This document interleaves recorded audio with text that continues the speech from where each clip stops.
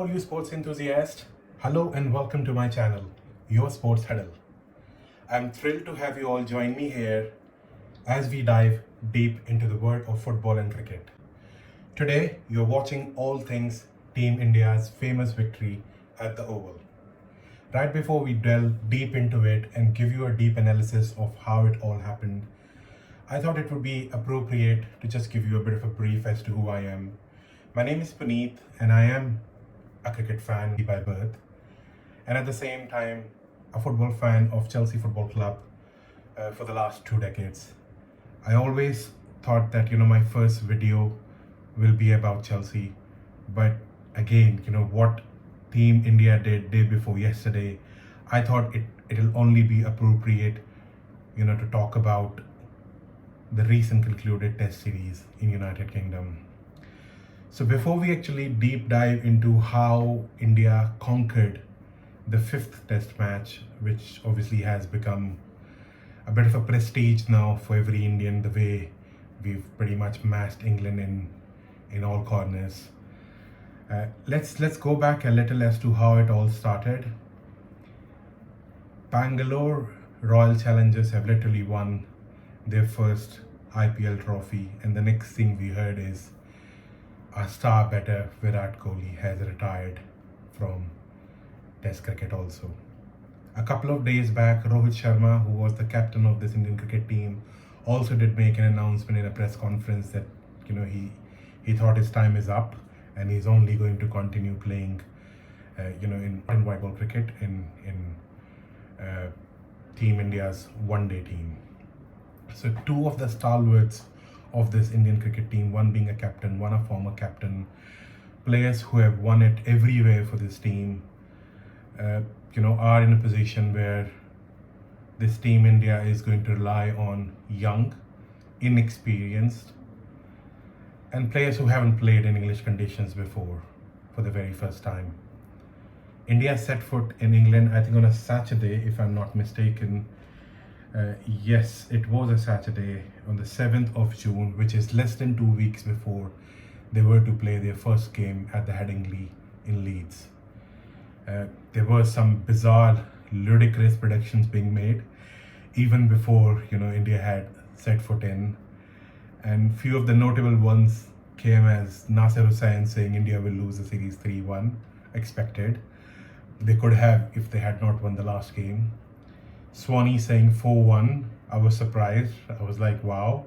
So they expect to have a result in every of those 5 games and India to lose the 4. But Bumbles, which is David Lloyd, his prediction was absolutely unmatched. I've never heard of it before. 4-0 to say the least, as if he's going to play against an amateurish Indian team. Yes, they are young. Yes, they haven't played much in the English conditions, but to play a 5-match series and expected them to lose 4-0 without giving it a fight, I thought a bit out of the blue. There was one Indian former cricketer in Dinesh Karthik who predicted it correctly as 2-2, and I thought, wow, somebody has actually made the right assumption, and it did not fall flat on his face. So yeah, this is how it all started, and nobody was actually giving the series a chance that by the end of it will become a series of such highest order, such highest magnitude. It all started with a depleted Indian team, wherein the premier fast bowler in Jasprit Bumrah was also not 100% sure as to how many games he'll play, and this is how Indian team looked like on paper. Gill, yes, he has played in Australia, he has played against few bigger teams in the past, but to lead a line, as a skipper and at the same time scoring those runs which he is famous for is again going to be a challenge. But this is how it all started at Headingley. India started the first game. I never thought that the Headingley wicket is going to be a flat deck. India scored 470 plus runs in the first innings, with notable contributions from Gill, Jaiswal, and again Pant. Pant has been a revelation, hasn't he? He's always there, ever since his comeback from that fatal accident that he have had like a few years back. he has looked a different player altogether. And when it comes to Test cricket, there is no match to Pant. He's exceptional. He gives me those Adam Gilchrist vibes every time he steps into the pitch, and he scores those famous centuries against those bigger opponents. He's done that in Australia. He's done that in England. He's done that against New Zealand. I think in South Africa as well, if I'm not mistaken. But 471 I thought was a really, really good total for a first game. England responded really well, scoring 465 runs, and we thought with a paltry lead of 6 runs, India should bat deep and try and give England something. But England cannot score in the fifth day. India scored 364 again. Rahul scored. Essentially, Pant again, coming down the order and scoring a quick fire 100.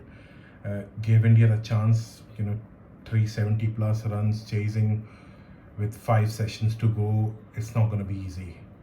But this is where England turned the tide in their favour. Baseball cricket is all England talk about in the last couple of years, and they came out all guns blazing. Unbelievable knock by Ben Duckett, 149 runs, and winning the game by 5 wickets in hand. I thought it was a remarkable turnaround by England in the first game, and it kind of showed how difficult this series is going to be, especially as we head towards the second match, which is supposed to be played in Birmingham and at Weston. It's not a very great hunting ground for Indian cricket team, and not much was expected. Test match started on the 2nd of July. But what I thought India did, they came out with purpose, they came out with resilience, and they scored those runs which were required on a first day. Wicket 587 runs is what they scored. Gill scored a magnificent 269 runs, and there were notable contributions from Ravindra Jadeja.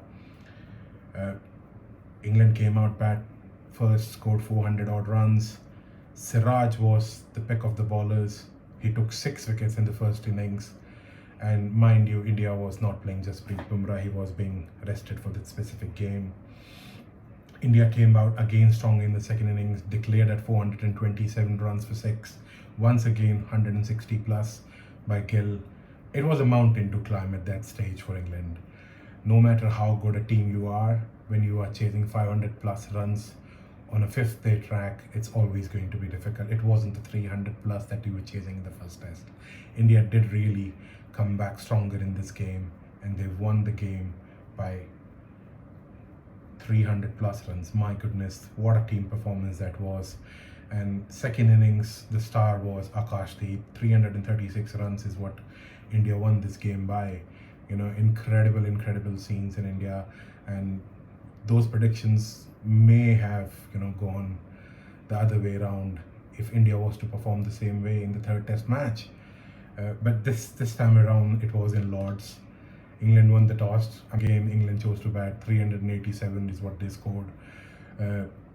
Stokes was again, precise with his team selection. Root played really well. I think in second innings he scored, I can't remember how many runs, but he scored really, really well. India scored 387 in the first inning, the similar sort of a score. 192 is what England could score in third innings. England actually thought it was always going to be tricky, especially playing at Lords on a fifth day track where the ball is going to do a lot. And so it did. India could only muster 170 runs, lost the game by 22 runs. Siraj and Jadeja had put in a partnership. Jadeja scored 61, he was not out. The effort was there, but it went all in vain. It was not predicted at all. We thought 192 is absolutely nothing and India should be scoring them runs, but there was absolutely no contributions from the top order, and India pretty much succumbed to the pressure that England bowlers put them under. This is when I thought it's always going to be difficult now. India are going to play the fourth match, at Old Trafford. Yes, it's not that bad of a wicket as you would thought the Lord's wicket was. But do India actually have in them to come out stronger? and score those runs which are really crucial. England won the toss. They put India to bat first. India could only score 358 runs. With the ball doing bit in the morning on a first day track. There were contributions from Sai Sudarshan and obviously Pant, who both scored respectable 50s. A few others have had their starts, but none converted, and India could only muster 358 runs, which I thought was decent. You could have expected India to have crossed 400 plus mark, but then the lower order was not contributing that much, especially in the first innings. But England come out like they were on a mission. 669 runs is what they scored in the first innings. It was unbelievable by the standards. Root scoring 150 plus, Stokes scoring 140 plus. And I thought all hopes were dying at that stage. As an opponent, Stokes also took, a fifer in the first innings and scoring those 140 plus runs. It was remarkable. It was absolutely remarkable, to say the least. 669 runs. India are absolutely chasing it. With more than 5 sessions to go, all hopes were dying. They thought, this is going to be 3-1, and maybe those predictions being made by Swanee are going to come true as 4-1 or something. India started the game in a very unpredictable manner, losing the first 2 wickets on pretty much no runs on the scoreboard. And we all thought, what it takes now for India to be in a position to at least save this game. Rahul had a wonderful 90, Gill scored 100, but still we thought it wasn't enough, especially the whole 5th day still to go. But there was a gamble which Gautam Gambhir took when he did not include Kuldeep Yadav in that game and actually went on with Washington Sundar. Both Washi and Jaddu played pretty much the entirety of the day. They were happy to take those blows, those body blows. They batted like proper lions. They knew that England are going to go really hard at them. But the way they batted, the way they have conquered, that instilled so much hope in every fan. And then there was this little controversy at the end when everybody knew that the game is pretty much saved by these two. Ben Stokes wanted to, shake hands with Jadeja, and Jadeja refused because one player was playing on 85 and the other was in his 90s. For somebody who's played the entirety of the day, to ask him, to pretty much say that, okay, bye-bye, Tata, the match is done. Now let's contribute towards the 5th game. It wasn't appropriate from the England side of things. But India did what they had to do. Both players ended up scoring centuries. It was the first maiden century for Washington Sundar. And what a way to contribute, what a way to mark his name as a test cricketer. He was always there as an all-rounder, but scoring a century, saving the game for India, saving the face for this Indian team, I thought was unbelievable. So happy that India did not shake hand at that time, and they just went along and scored that many runs that they did. It was remarkable. It was renewed vigor.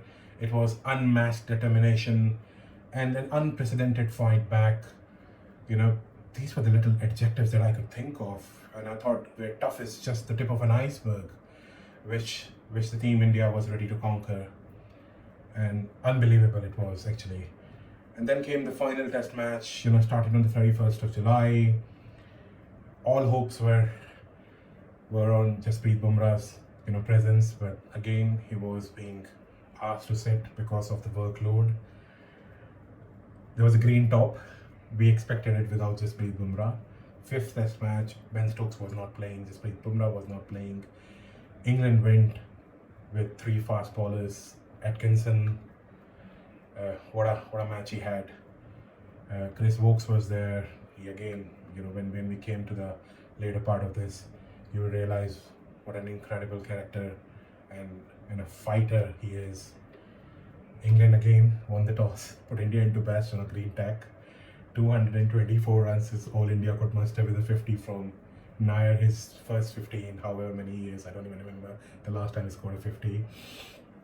And we thought, is this enough? England were really batting well. At one stage they were 180 odd for 3 or 4 wickets down. And then India came back strongly with, Mohammad Siraj taking 4 wickets and give England a body blow that they could only score 247 runs with a very small margin in between the both sides. India batted second, scored 396 runs.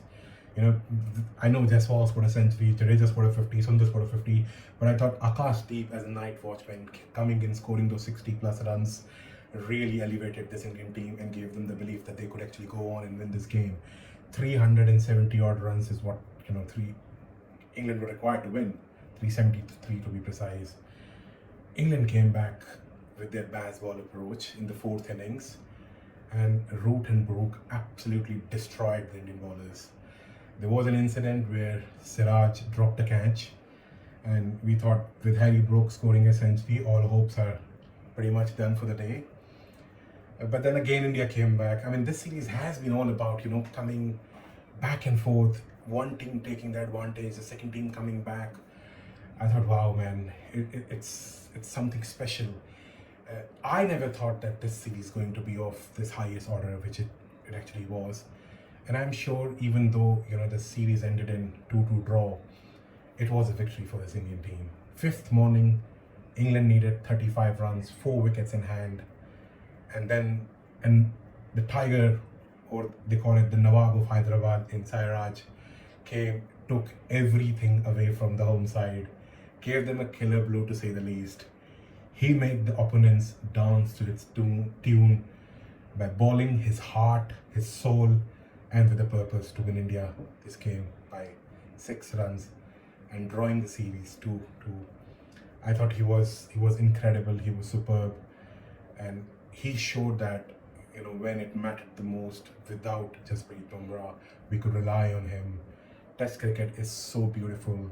These 5 test matches under 2 months have shown one thing to us, that test cricket is not going anywhere. And these guys, especially this Indian cricket team, is a bundle of energy. Yes, they are a young team. Yes, they are an exciting team. The future ahead of them, in my personal opinion, looks really, really good. And I hope that these guys continue to play the way they have. The fight back, the team spirit, everything was top notch. And in hindsight, when you go back and look at, what India is building, they are building the right system, and they actually went with the right players, because if it wasn't for Washington Sundar's 50, if it wasn't for Washington Sundar's century in the 4th game, there was no way India could have drawn this series. So I thought they then not only survived the storm at the end, they actually became the storm. And I'm so pleased for every single Indian fan. I'm being a fan myself, have really high hopes for this Indian team going forward. On this particular note, I want to say thank you very much to everybody who's listened to this pod. I just hope that you like it, you subscribe to this channel.